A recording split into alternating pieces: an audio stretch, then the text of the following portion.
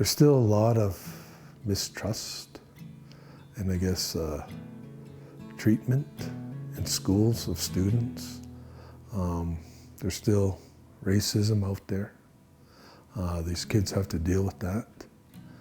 And I think there still needs to be a lot of work in that area. You know, there's schools out there that'll say, racism doesn't exist in our school, but it does. And you have to know where to look for it. And sometimes it's very subtle, but you know, in truly working with those type of issues, students will see it. You know, maybe the school division doesn't think those kids notice, but they notice. They notice.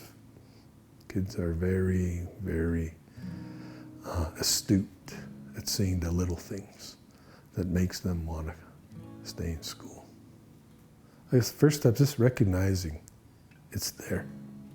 You know, don't turn a blind eye to anything.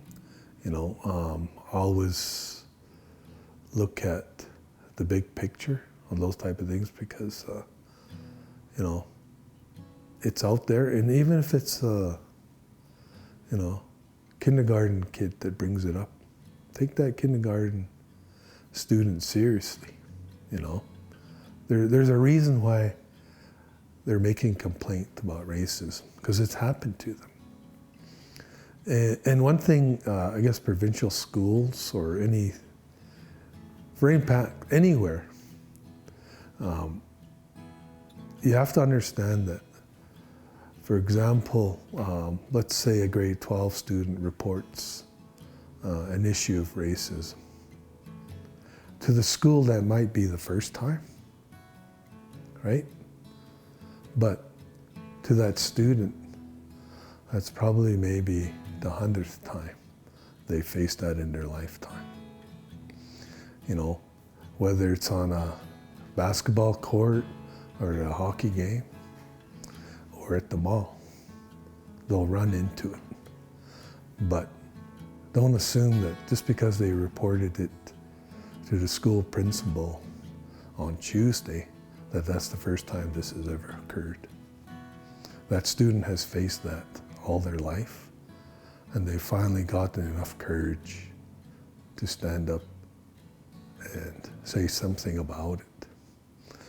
And if that student is able to do that, maybe that's a reflection on the work that the school is doing, to empower that student to say, hey, this isn't right, and then step up and make a complaint, because that's half of it right there.